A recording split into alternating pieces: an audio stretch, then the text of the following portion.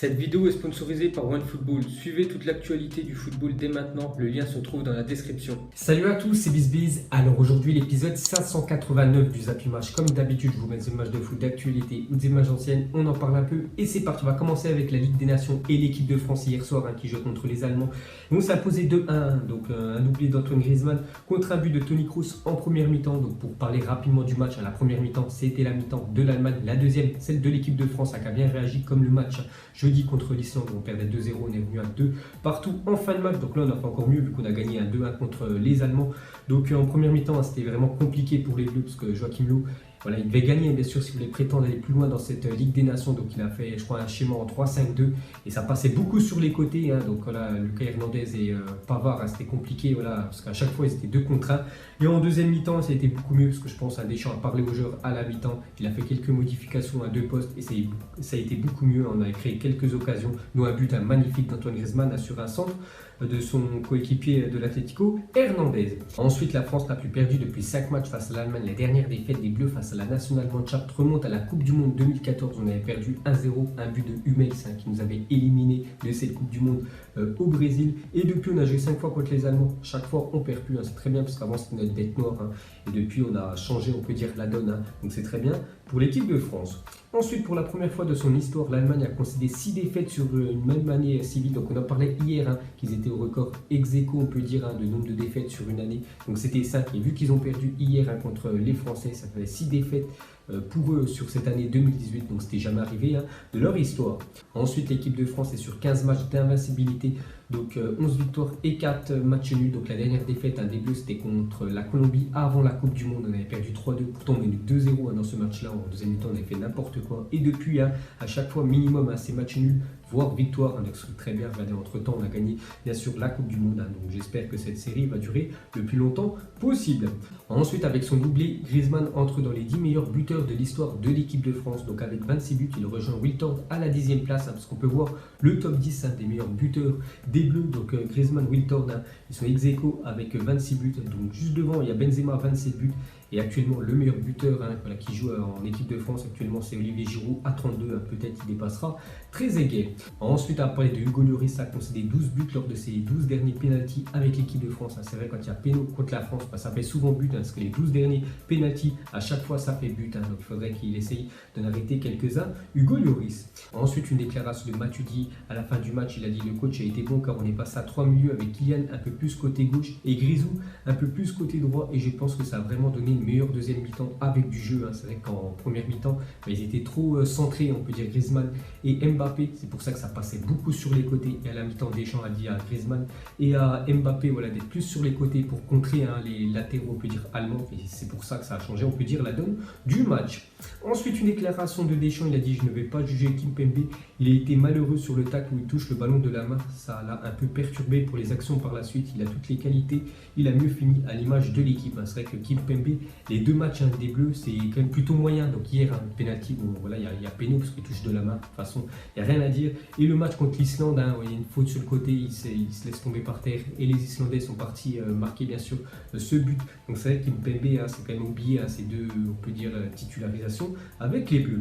Ensuite, une déclaration de Joachim Löw à la fin du match. Donc nous, c'est toujours pas est-ce qu'il va continuer avec l'Allemagne ou pas, est-ce qu'il va se faire licencier, parce que là, l'Allemagne a quand même enchaîné les défaites et c'est pas trop bon pour le sélectionneur. Il a dit: cette fois, je suis très content de la performance de l'équipe qui a joué de manière courageuse. On a fait jeu égal avec ce qui est peut-être la meilleure équipe du monde. On aurait pu mener 2-0 à la mi-temps. C'est vrai qu'à la mi-temps, on aurait pu mener 2 voire 3-0 à l'Allemagne parce qu'il y a eu beaucoup d'occasions. En deuxième, ça a changé bien sûr.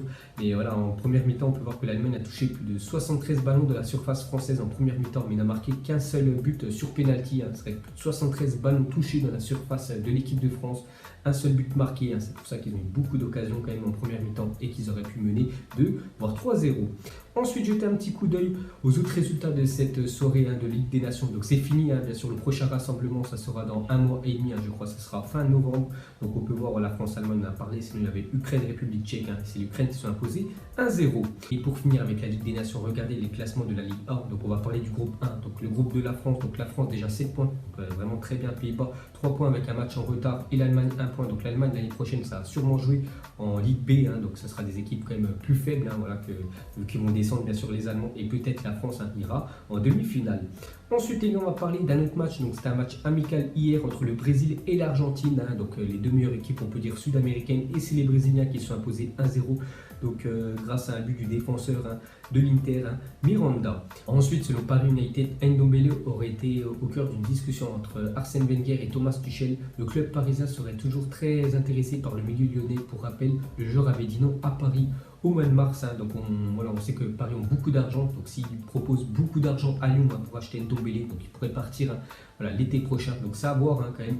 Parce qu'on sait que le PSG cherche des milieux de terrain. Et Ndombele, c'est vraiment un joueur avec beaucoup de potentiel. Ensuite, il y a 14 ans, jour pour jour, le monde découvrait ce phénomène Lionel Messi. Donc il était rentré en cours de match. Il était très jeune bien sûr. Donc il avait remplacé Deco, l'ancien Barcelonais. Donc depuis Lionel Messi au Barça, c'est 563 buts quand même et 240 passes décisives. Donc voilà, cette carrière exceptionnelle, sûrement l'un des meilleurs joueurs de l'histoire du FC Barcelone. Ensuite, à parler d'une énorme info qui est tombée aujourd'hui. Donc Neymar souhaiterait retourner au FC Barcelone. Donc déjà, regardez, il fait la une, du journal Mundo Deportivo aujourd'hui en Espagne. Donc c'est marqué Neymar. Ce n'est pas impossible qu'il retourne dans son ancien club. Ce serait quand même un coup de théâtre s'il retourne au FC Barcelone. Pourtant, il était prédestiné bien sûr au Real Madrid, mais lui, elle aimerait retourner au Barça. Donc on peut voir le grand article, donc je ne vais pas tout lire. Donc on peut voir que sa volonté visiblement réelle du joueur, mécontent dans la capitale, à en croire Mundo Deportivo. La publication espagnole avance que Neymar regrette en effet son départ à Paris. Il s'ennuierait en Ligue 1, une compétition qui ne le motiverait pas, surtout malgré son entente avec Kylian Mbappé.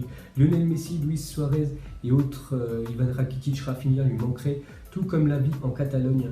Voilà de quoi devrait animer les débats du côté du PSG dans les jours à venir. Donc voilà les gars, l'article de Mundo Deportivo sur Neymar, en fait, il s'ennuierait en Ligue 1 malgré la bonne entente avec Kylian Mbappé et surtout beaucoup de joueurs du Barça, donc Lionel Messi, Luis Suarez, tout ça, ça lui manque de vivre aussi en Catalogne. Donc voilà les gars, peut-être un Neymar retour au FC Barcelone. Ensuite, Arda Turan a été pris dans une bagarre contre un chanteur turc à la sortie d'un club. L'épouse du chanteur dit avoir été harcelée par le joueur. Turan a été inculpé pour harcèlement sexuel, détention illégale d'armes et blessures. Il encourt 12 ans et demi de prison. Donc déjà, il avait menacé un arbitre en Turquie. Donc depuis son départ quand même de l'Atlético, c'est vraiment la descente pour Arda Turan. Donc il avait, comme je vous ai dit, menacé un arbitre. Il a pris pas mal de mois de suspension. Et depuis, on peut voir que maintenant, ça va être la justice. Il encourt quand même plus de 12 ans de prison. Turan, l'ancien joueur du Barça. Ensuite, après de Gattuso envisagerait de mettre un terme au prêt de Bakayoko dès janvier. Le milieu français ne semble pas convaincu du côté du club du Milan AC. Donc lui, c'est un joueur qui appartient à Chelsea. Il a été prêté pour l'année au Milan AC. Mais le problème, c'est que le Milan en fait compte plus du tout sur lui. Il ne fait pas du tout l'affaire là-bas. Donc il pourrait rentrer de son prêt à Chelsea dès janvier. Donc ce serait quand même un gros coup dur pour l'ancien joueur de Monaco qui était très bon. Mais depuis qu'il est parti en Angleterre, ce serait aussi la descente pour lui. Donc il sera encore sûrement une fois prêté dès janvier. Ensuite, une déclaration de Jérémy Ménez, ancien joueur de l'équipe de France, sur Karim Benzema. Il a dit: si je comprends l'absence de Benzema, il a dit non, ça reste le meilleur attaquant français. Il joue au Real Madrid, il vient de gagner une Ligue des Champions. Et ça, depuis pas mal d'années, Karim a sa place en équipe de France.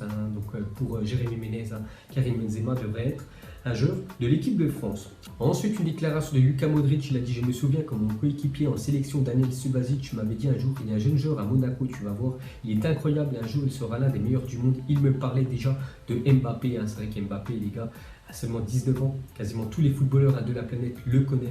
Donc maintenant, il va continuer, j'espère, à son ascension et pourquoi pas prétendre un jour être le meilleur joueur de la planète. Ensuite, Ronald Koeman a révélé dans Telegraph que Van Dijk a joué depuis le 22 septembre avec 2 côtes cassées. Donc déjà hier, il n'a pas joué le match amical contre la Belgique. Et depuis le 22 septembre, on apprend que son défenseur joue avec 2 côtes cassées. Donc voilà les gars, une info sur Virgil van Dijk. Ensuite, il y a 9 ans aujourd'hui, le Ghana a remporté la Coupe du Monde U20 face au Brésil en Égypte. André Ayew était à l'époque capitaine de la sélection. Donc voilà un petit retour en arrière de 9 ans. Et le Ghana avait remporté une Coupe du Monde. Bon, c'était une Coupe du Monde à junior, mais c'était quand même contre le Brésil. Ensuite, selon un rapport présenté par le comité russe d'organisation de la Coupe du Monde, le mondial aurait rapporté 12,5 milliards d'euros entre 2013 et 2018 pour la Russie. Aurait aussi permis de créer plus de 315 000 emplois par an depuis 5 ans. Donc c'est les emplois de construction de stades, tout ce qui se passe bien sûr autour de la Coupe du Monde. Donc c'était que du bonus quand même pour la Russie, qui a créé beaucoup d'emplois et qui ont récolté plus de 12 milliards quand même d'euros. C'est quand même énorme. Ensuite, regardez le fils de Zidane sans cheveux, c'est une copie conforme de son père. Donc c'est la photo en haut à gauche, hein. Donc je crois que c'est Lucas Zidane. Donc si on enlève bien sûr les cheveux, donc ça fait la même tête que son père, bien sûr, Zinedine Zidane. Ensuite, des nouvelles de Cristiano Ronaldo. Donc pendant ce temps, Ronaldo était à Paris, hein. Donc ça fait quelques jours qu'il est à Paris, hein. Donc pas pour signer au PSG, hein, juste pour faire quelques vacances avec sa copine. Et pour finir ce zap image, donc on peut voir une question sur Kylian Mbappé. Donc pour vous, à quel poste faire jouer Kylian Mbappé? Donc après ces 2 matchs, voilà, avec l'équipe de France, donc est-ce qu'il faut le faire jouer dans l'axe, à la place d'Olivier Giroud, ou est-ce qu'il faut le laisser à droite, comme il a joué hier contre les Allemands, donc déjà au PSG. Donc la question ne se pose pas parce qu'il y a Cavani en tant que numéro 9, donc il est très bien à droite Mbappé. Mais avec l'équipe de France, il vaut mieux le jouer en numéro 9 ou le mettre sur un côté. Donc vous mettrez tout ça en commentaire. Donc moi j'aime bien les 2 styles, mais je le mettrai plus quand même voilà, sur le côté droit parce qu'il peut prendre beaucoup de profondeur sur le côté droit. Il est très bon, mais même dans l'axe, il pourrait faire l'affaire. Donc voilà les gars, la fin de Zap Image 589. Donc si ça vous a plu, un petit like et je vous ferai l'épisode 590 demain. Donc moi je vous laisse et je vous dis à la prochaine comme d'habitude. Ciao à tous. Donc on l'a maquillé avec des mensonges. Et que son âme est moche, plus qu'à la maquiller avec des mensonges. Je sais pas ce qui se passe dans ma tête. Parfois, je voudrais sauver la terre. Parfois, je voudrais la voir brûler. Ça va pas trop, je roule un terre. Trop de haine pour 9 mètres carrés. Tristesse, faut pas.